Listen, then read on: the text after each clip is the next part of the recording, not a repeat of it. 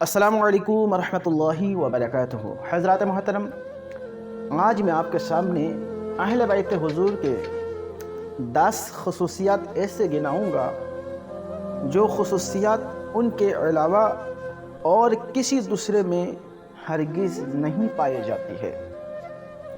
رسول کریم صلی اللہ تعالی علیہ وسلم ارشاد فرماتے ہیں، یعنی کوئی بندہ مومن کامل نہیں ہو سکتا جب تک مجھے اپنی جان سے، میری اولاد کو اپنی اولاد سے، میرے اہل کو اپنے اہل سے اور میری ذات کو اپنی ذات سے زیادہ محبوب نہ رکھے۔ حضرات محترم، تو 10 خصوصیات اہل بیت کے ایسے آج گناؤں گا جو خصوصیات اہل بیت کے علاوہ اور کسی بزرگ اور کسی ہستی میں نہیں پائی جاتی۔ اس میں سے پہلی جو خصوصیت ہے اہل بیت کا، زکوٰۃ کا حرام ہونا، یعنی اہل بیت کرام کو زکوٰۃ اور صدقہ واجبہ دینا اور اہل بیت کو ان تمام صدقہ کو لینا حرام ہے،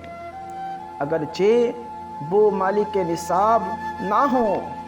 مسلم کی حدیث ہے، حضرت عبد المطلب بن ربیعہ رضی اللہ تعالی عنہ سے روایت ہے، رسول کریم صلی اللہ علیہ وسلم نے ارشاد فرمایا، زکوٰۃ کے مال لوگوں کی میل ہے اور محمد اور آل محمد بنی ہاشم کے لیے جائز نہیں۔ حضور صلی اللہ علیہ وسلم کے اس کلام میں بہترین تشبیہ ہے کہ آپ نے زکوٰۃ کو لوگوں کی میل اس لیے فرمایا، وہ ان کی آلودگیوں کو پاک کرتی ہے، ان کے اموال، ان کی نفوس کو صاف کرتی ہے۔ اور ایک روایت میں ہے، ایک دن حضرت حسن رضی اللہ تعالی عنہ نے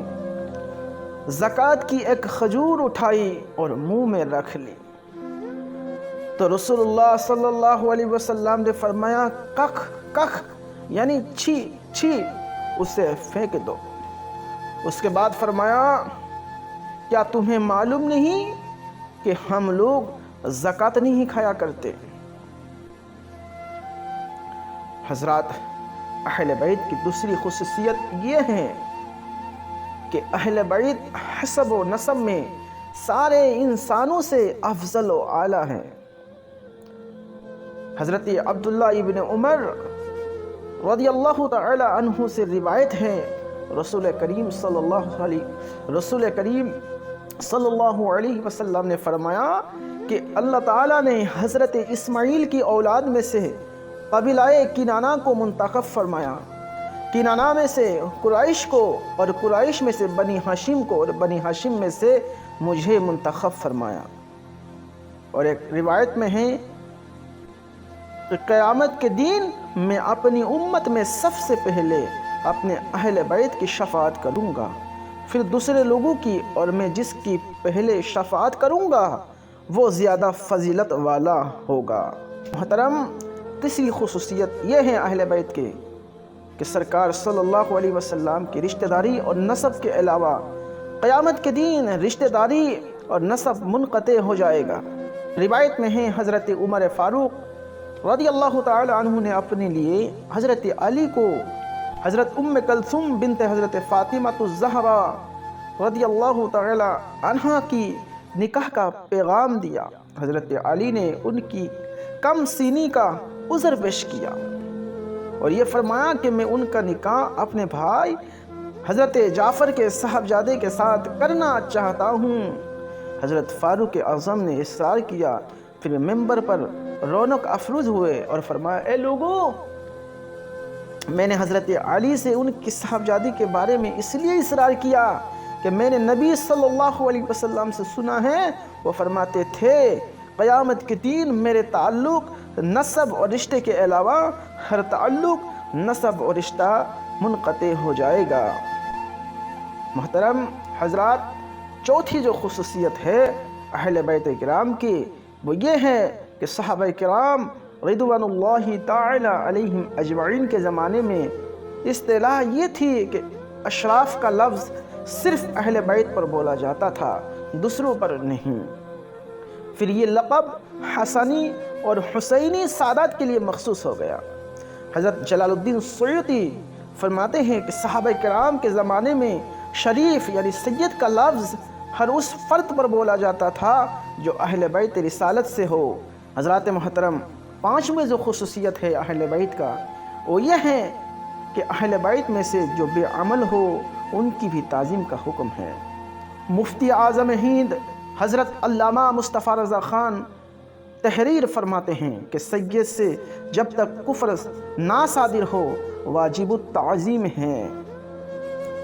اور یہ اس لیے کہ ان کا گناہ بخشا جائے گا اور خدا تعالیٰ ان کی غلطیوں سے درگزر فرمائے گا، اگرچہ اس طرح کہ انہیں موت سے پہلے توبہ کی توفیق عطا فرمائے۔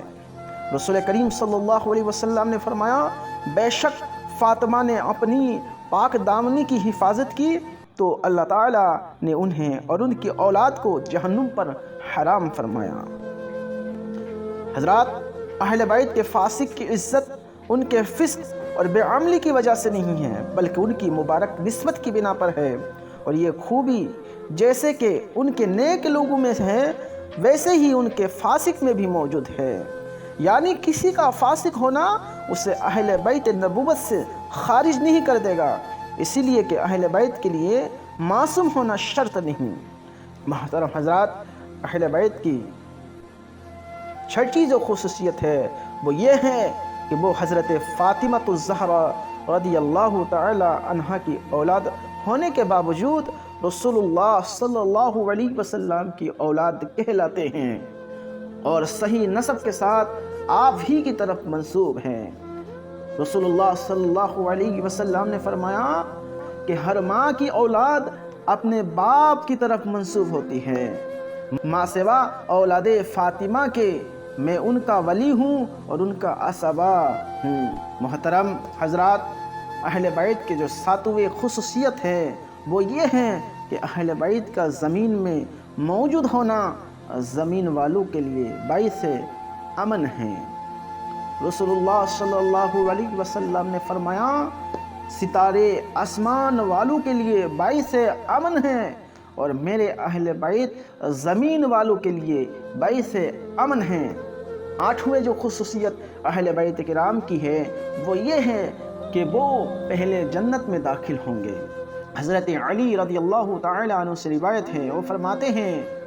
کہ میں نے بارگاہ رسالت میں لوگوں کی حسد کی شکایت کی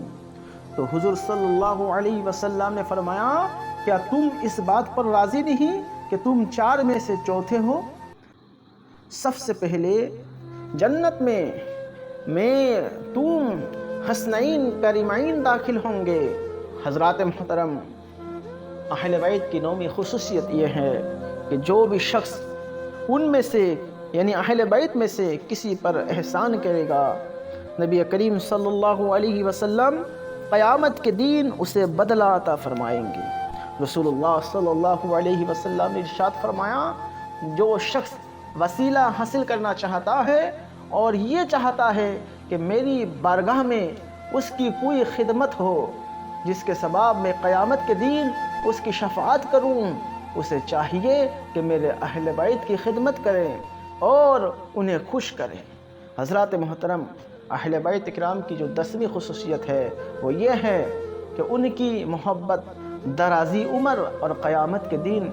چہرہ سفید ہونے کا سبب ہے، اور ان کا بغض اس کے برعکس اثر رکھتا ہے۔ حدیث پاک میں نبی کریم صلی اللہ علیہ وسلم نے فرمایا، جو شخص پسند کرتا ہو کہ اس کی عمر دراز ہو اور اپنی آرزوؤں سے بہرابر ہو، اسے میرے بعد میرے اہل بیت سے اچھی طرح پیش آنا چاہیے، اور جو میرے بعد ان سے اچھی طرح پیش نہیں آئے گا اس کی عمر قطع کر دی جائے گی، اور قیامت کے دن اس حالت میں میرے پاس آئے گا، اس کا چہرہ سیاہ ہوگا۔ حضرات محترم، رب کعبہ سے دعا ہے ہم سب لوگوں کو محبین اہل بیت کے گروہ میں شامل فرمائے اور ان کے جد کریم صلی اللہ علیہ وسلم کی شفاعت نصیب فرمائے، آمین۔